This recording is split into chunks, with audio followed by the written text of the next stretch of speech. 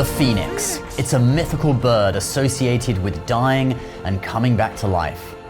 In the West, it comes from Greek mythology. But in the East, there is also a bird that we translate as phoenix, but these two birds, like Chinese dragons and Western dragons, are not the same animal. And in this video, we are gonna go through the differences. This is the Chinese phoenix versus the Western phoenix. The Greek historian Herodotus spoke of the phoenix in ancient Egypt. The Egyptians also have another sacred bird called the phoenix, which I myself have never seen, except in pictures. Indeed, it is a great rarity. That was written in the 5th century BC, and he goes on to describe the bird being about the size of a large eagle with red and golden feathers. It apparently would come to Egypt from Arabia once every 500 years, and that was about its lifespan.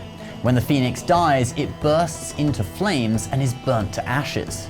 But then miraculously, from its ashes, it is reborn. And then it would bring the ashes of its former self wrapped in an egg of myrrh to the temple of the sun at Heliopolis in Egypt, hence coming to Egypt once every 500 years. And now the Western phoenix has gone on to be included in numerous stories and myths over the ages, as well as movies and of course video games.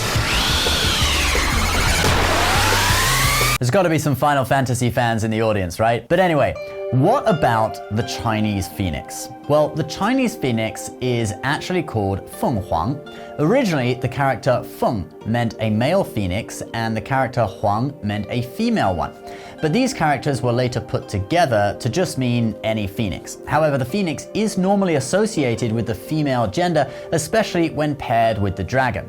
There is a saying, 望子成龙,望女成凤. Hope your sons become dragons and daughters become phoenixes, which is a saying Chinese people use to say that they hope their kids will be successful in life.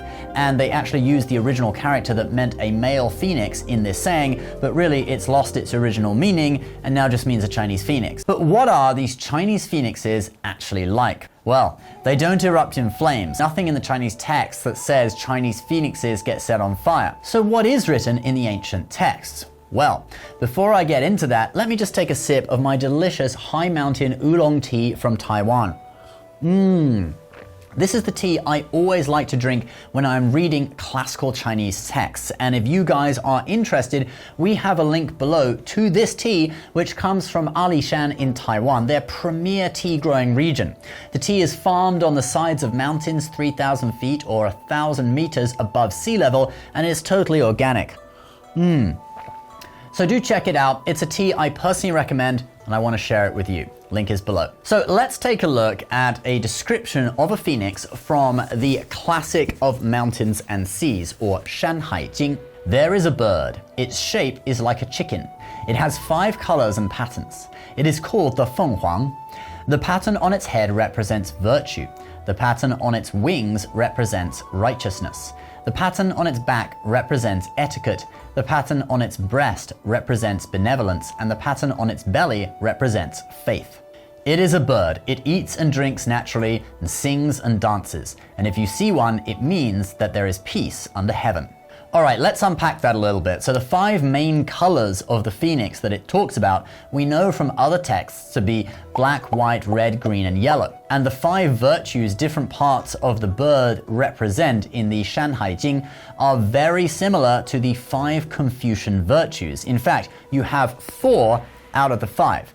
And in the Ming Dynasty, it was common that they replaced virtue with knowledge. Knowledge. Thank you to our Confucian scholar there. So with knowledge added instead of virtue, the phoenix really did represent those 5 Confucian virtues. But maybe there's an inner meaning in Chinese culture right there. Virtue and knowledge are perhaps one and the same. After all the knowledge that students would accumulate in studying for the imperial examinations were based on Confucian teachings of morality, which is virtue. Then the last part of that Shanhai Jing quote refers to the fact that the phoenix is believed to hide in times of trouble, only appearing when the world is peaceful or at the start of a new era. While the dragon is a symbol of imperial power, and particularly the emperor, the phoenix has become associated with the empress. dragon and phoenix motifs have become common in Chinese art and on Chinaware, showing the role these two animals play in representing an emperor and his empress, a man and woman, strength and gentleness, or fundamentally, it is the balance between yin and yang. The dragon and the phoenix are included in the 4 heavenly beasts, or Siling. The other 2 are the qilin and the tortoise. In terms of appearance, we've already seen that the colors of the Chinese phoenix are very different to the red and gold of the one talked about in the West, and the shape of its body is different too. The head of the phoenix is often compared to the golden pheasant, that bird that looks like Donald Trump. The legs are those of a crane, the wings are of a swallow, and the tail is like that of a peacock. So next time someone talks about a Chinese phoenix, you may want to say, oh, do you mean the fenghuang? Well, that's just a joke. I think it's still fine to call the bird a phoenix, since the name has come to mean a mythological supernatural bird in both the East and the West. But let's be clear, the Chinese one and the Western or Middle Eastern phoenix are not the same species. Although, what do you think? Should we start calling the Chinese phoenixes fenghuang and Chinese dragons long? Because Chinese dragons and Western dragons aren't the same thing either. Let me know what you think in the comments below. Don't forget to check out the delicious Taiwanese high mountain oolong tea that I recommend in the link below, so you can sit back and read the Chinese classics with a cup of this beautiful beverage. Oh look, a phoenix. And if you've never brewed loose leaf tea before, I will put my video guide on how to brew Taiwanese high mountain oolong tea in the description as well. All right, thanks for watching, guys. My co-host Jared is still on tour with Shenyun. They've got a few more weeks until the tour ends, so if you haven't seen the show this year yet and you want a chance to witness beautiful portrayals of traditional Chinese culture on stage, do check out our link below as well under the T link for booking Shenyun tickets, and you can get your booking fee waived through our link. Please subscribe to the channel if you're new, and we'll see you next time. Bye-bye.